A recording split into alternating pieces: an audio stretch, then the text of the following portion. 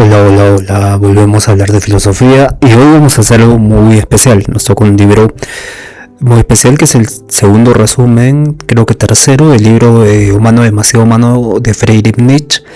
Estoy practicando mi inglés, así que estoy haciendo el libro en inglés, pero lo estoy entendiendo eh, de forma sencilla, para darles un resumen completo hasta donde estamos, ¿no? Nos quedamos en la proposición 2.23 y que es el cuarto capítulo, y mañana entramos con el 5, igual lo seguimos haciendo, pero vamos a ver el resumen de todo el libro ahora, ¿no?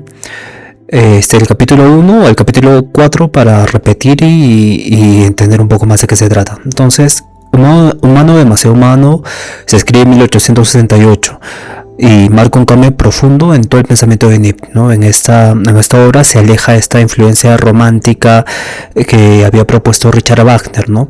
Incluso en este periodo de 1800, también un poco antes, 1750, se habla de un espíritu alemán que era muy fantástico, muy idealista, y claramente no se aterrizaba en la realidad. Entonces lo que hace Friedrich Nietzsche es aterrizarnos en la realidad y mostrarnos un poco cómo realmente es el ser humano, ¿no? Por eso el título se denomina Humano demasiado humano, demostrando que el humano tiene estos defectos, tiene todas estas características que no ha superado y que tiene que superar, ¿no?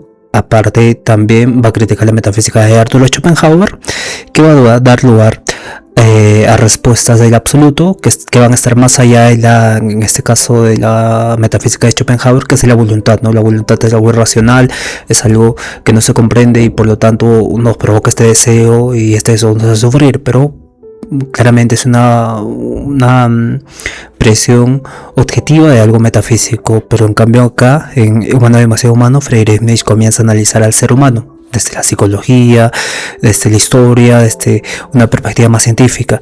Y en este sentido, esta es la pregunta, ¿no? ¿De dónde provienen nuestras ideas?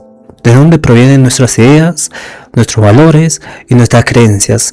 Y el punto de las creencias siempre digo que es lo más vasto que puede existir. ¿De dónde provienen nuestras creencias? Y claro, y esto hace que sea un texto reflexivo sobre cómo funciona el ser humano. Y hablamos del siglo X, bueno, hablamos del siglo XIX, no, 18, bueno, a finales del 18. Hablamos del siglo XIX, de 1878, donde se escribió este libro, y ya se reflexionó un poco sobre el ámbito que el ser humano, para hablar correctamente, se reflexiona cómo el ser humano construye sus creencias, cómo construye sus ideas y cómo construye sus valores, y cómo estos construyen todo un territorio, toda una cultura, todo un sistema social, básicamente. Entonces, en el capítulo 1 habla de las primeras y últimas cosas. En esta división, Nietzsche va a criticar toda la forma de hacer filosofía que se ha tenido desde entonces. Durante miles de años muchos filósofos han buscado aquello que se llamaba la esencia de las cosas, la verdad, lo absoluto, el alma, la naturaleza eterna. Y esta búsqueda se intensificó la escolástica. Y entonces, según Nietzsche, este modo de pensar parte de un error, porque creer que detrás del mundo cambiante existe una realidad inmutable, para Nietzsche era un error. Entonces él sostenía exactamente lo contrario. Todo en cuanto existe va a cambiar constantemente, entonces nada permanece idéntico para siempre. Entonces incluso reflexiona sobre las ideas y cómo estas cambian, ¿no? Van cambiando. Lo que parecía bueno antes hoy no lo es, y ahora en nuestro tiempo esto se ha evidenciado completamente. Lo que antes era incorrecto se ha vuelto correcto, y seguramente lo que hoy es correcto mañana será incorrecto. Entonces la tradición filosófica crea esta separación entre dos mundos: el mundo verdadero, que era lo perfecto y lo inmutable, y el mundo sensible, que era lo imperfecto y lo cambiante. Entonces Nietzsche aquí va a afirmar que esta división es una invención humana. Los humanos han inventado esta división. No existen las cosas inmutables, todo cambia. Entonces no conocemos ningún mundo oculto detrás de este. Aquí Nietzsche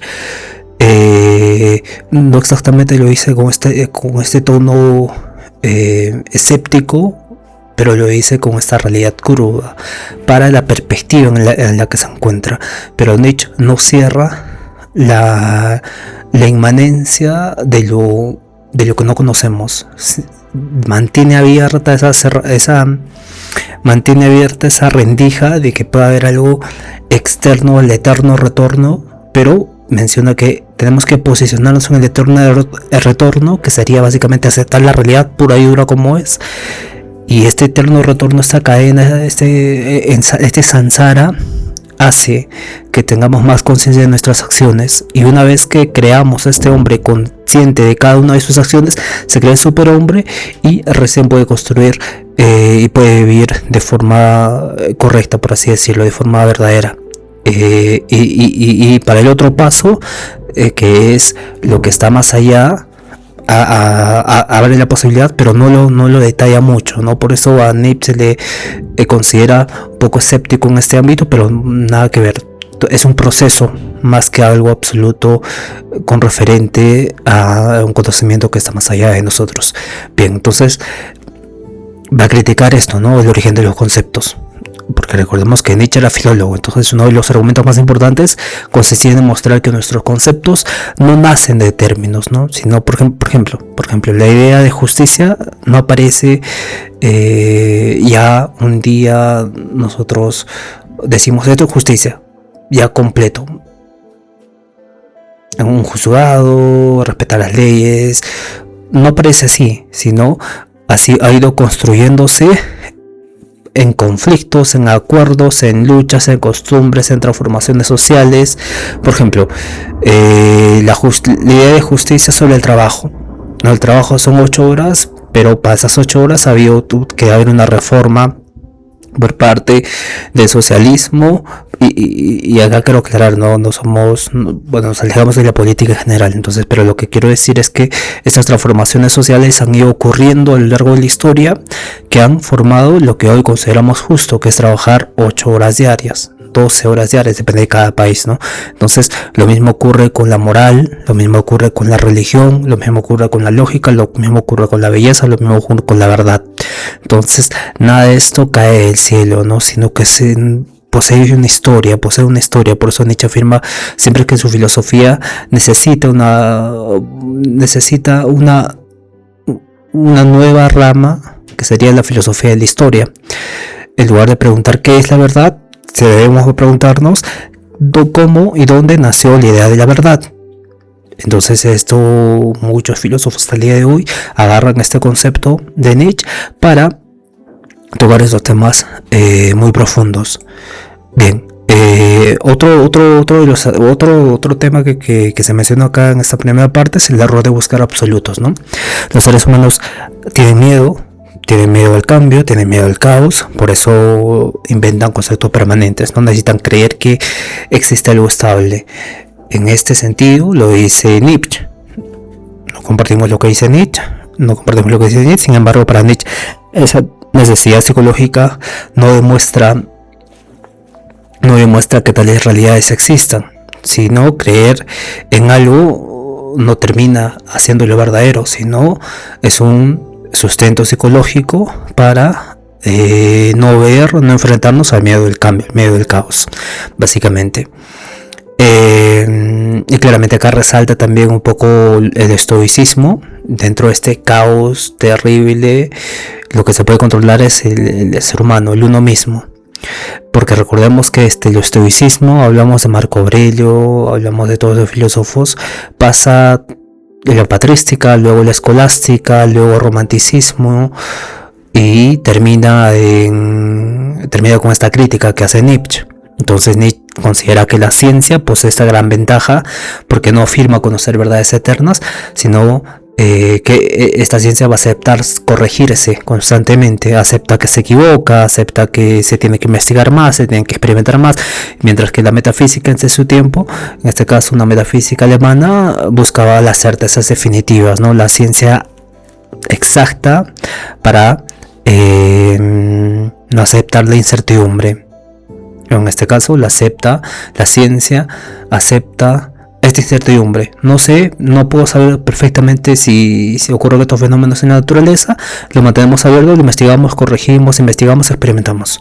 Entonces, por eso consideraba que la ciencia era intelectualmente más consciente, más honesta consigo mismo, ¿no? Que la metafísica de su tiempo.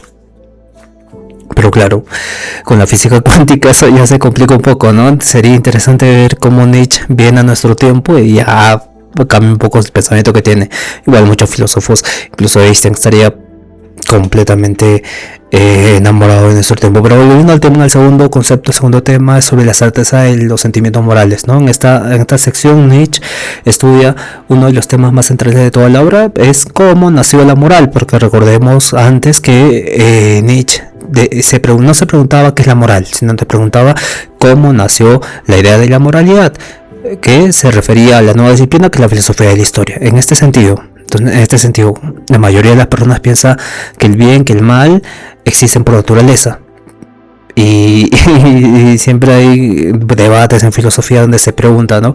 ¿El hombre es bueno o malo por naturaleza? Entonces ahí hay cuestionamientos, debates, incluso se sienten ofendidos algunos, ¿no? Pero Nietzsche responde que no. Estos han sido creados por el ser humano, el bien y el mal. Entonces, lo que una sociedad considera correcto, otra sociedad considera incorrecto. Y uno de los ejemplos que propone es la esclavitud, ¿no? La esclavitud fue aceptada durante siglos. Los duelos, estos pistoleros que ocurrían en el lejano oeste también eran considerados honorables. Ciertas guerras eran vistas como actos sagrados. Entonces muchos castigos públicos parecían morales, ¿no? Hoy juzgamos muchas de estas prácticas porque las consideramos inmorales, son prácticas inmorales. Y recurrió a la historia y a la empatía de cómo ponerse en los zapatos de otros, pero era un tiempo distinto. Es como si estuviéramos en un servidor diferente, ¿no?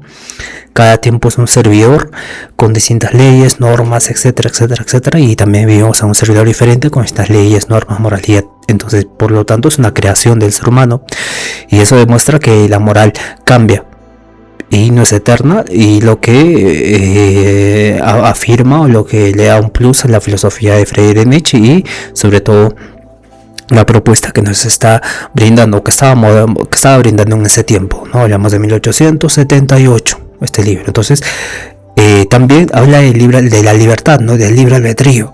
Nietzsche cuestionaba mucho también esta idea porque la idea de que actuamos libremente estaba muy expandida, la libertad, pero la educación, el carácter, la herencia, la costumbre, las circunstancias, la economía, los instintos influyen en nuestra acción, influyen en nuestra libertad. Entonces no somos realmente libres. Entonces cuando juzgamos a alguien como culpable, tú eres culpable, solemos olvidar todos esos aspectos, ¿no? De educación, carácter, herencia, costumbres, moral, circunstancias, instintos, etc, etc, etc, etc. Por eso la culpa absoluta va a resultar para Nietzsche muy problemática.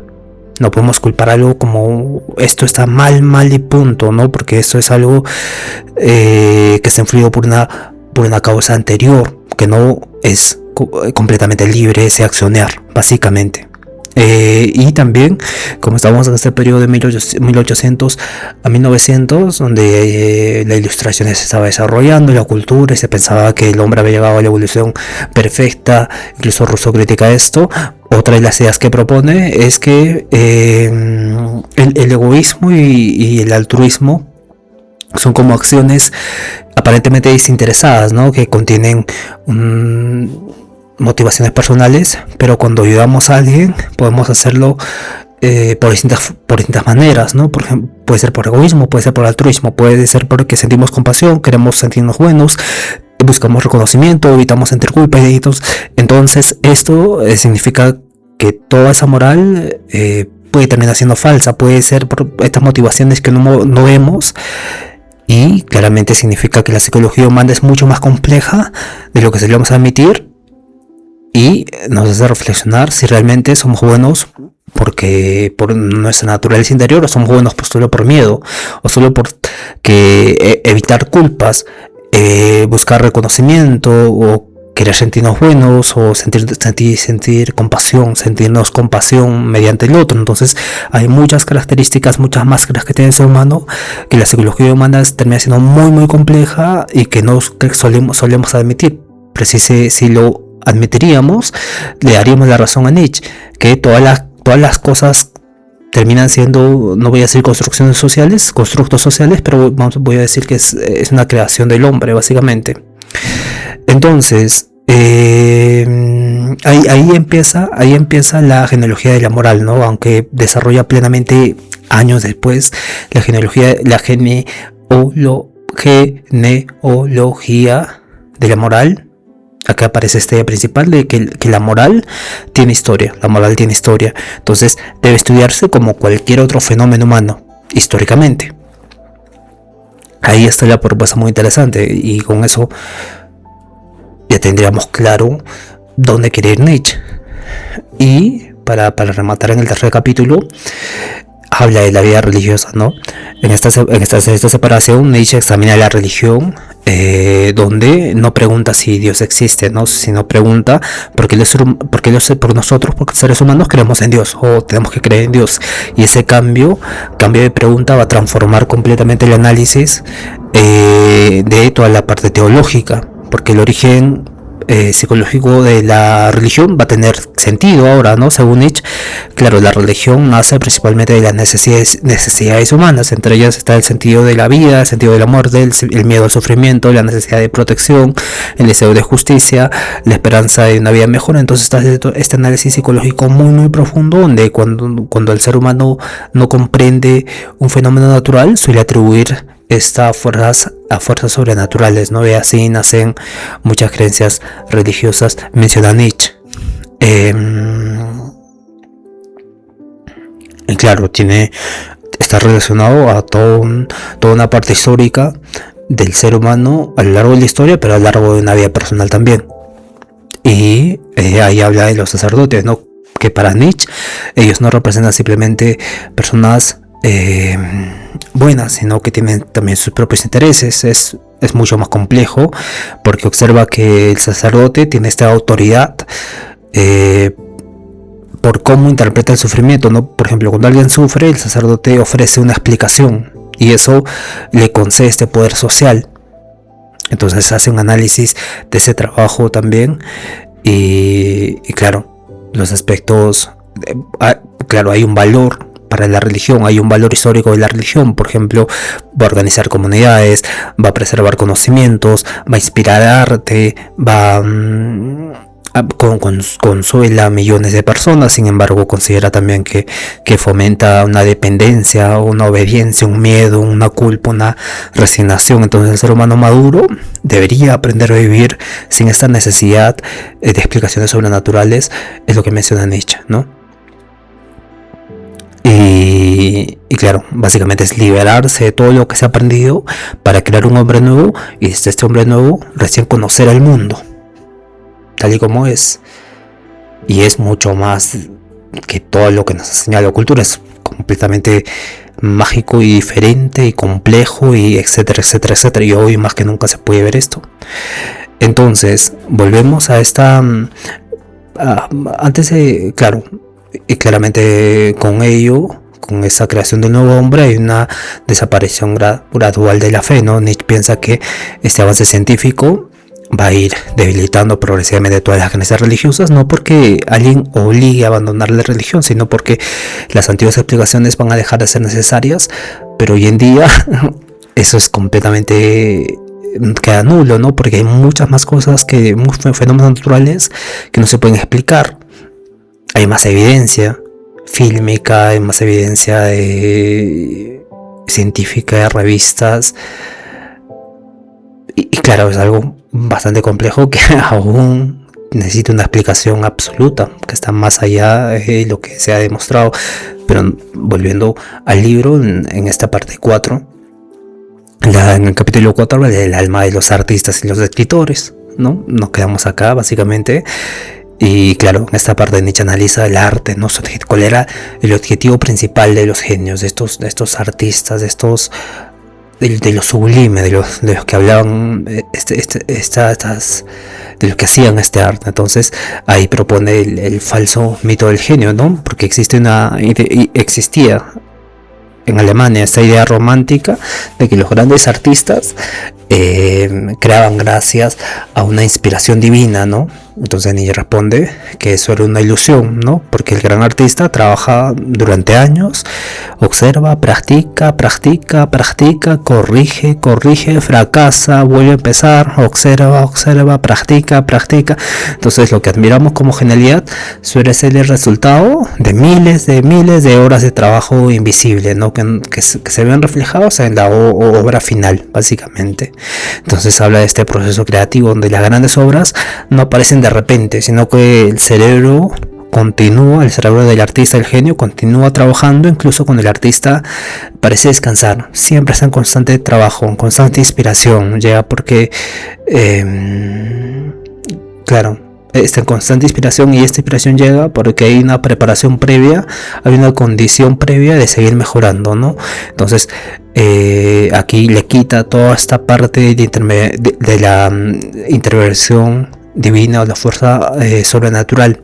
Pero hoy en día, volviendo al tema, hay pintores que son de nacimiento y pintan cuadros y pintan como si los vieran realmente. Entonces por eso mencionó que es algo que Nietzsche, si estaría en nuestro tiempo, se quedaría asombrado, ¿no? Tal vez cambie un poco de su filosofía, pero quedaría fascinado con todo lo que hay, toda la conexión que hay, todo lo que puedes aprender de todo el mundo, ¿no? Es completamente diferente, muy vasto.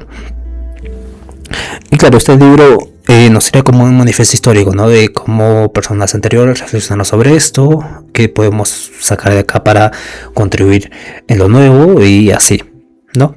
Bien. Otra de las reflexiones que hace Nietzsche acá es que el arte va a embellecer la vida, ¿no? Nietzsche no desprecia el arte, ¿no? Considera que es importante la existencia del arte, porque va a hacer que nuestra existencia, toda la existencia humana, sea soportable. Nos ayuda a contemplar el dolor con otra perspectiva, nos cambia de perspectiva, nos enseña la sensibilidad, nos permite interpretar la realidad de otra forma. Entonces nos recuerda que constantemente el arte no debe confundirse con la verdad. Una pintura puede transmitirnos emociones profundas, pero también estas emociones profundas no van a describir objetivamente el mundo, ¿no? Por eso no debe confundirse con la verdad. Y bien,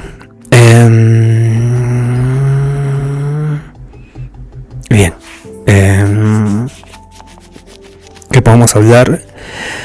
Y claro, nos invita acá al final a ver el arte más allá de la inspiración divina, ¿no? Pero como repito, la inspiración divina termina conllevando a cuadros o a canciones o a manifestaciones, como diría Hegel, ¿no? De algo mucho más divino, de algo que está mucho más allá. El ejemplo que les di anteriormente, ¿no? Esta persona que dibuja como si realmente hubiese visto alguna vez un paisaje, es algo que no se puede explicar, ¿no? No podemos explicar. Bien, nos quedamos acá. Este es el resumen de hasta el libro 4. Y nada, nos vamos a ir mañana. Mañana en inglés. Perdón, en mi inglés siempre estoy practicando, así que nos vemos el día de mañana. Cuídense, chao, tengo mucha fe, descansen. ¿Qué más? Nada, manténganse conscientes. Hasta el día de mañana. Chao.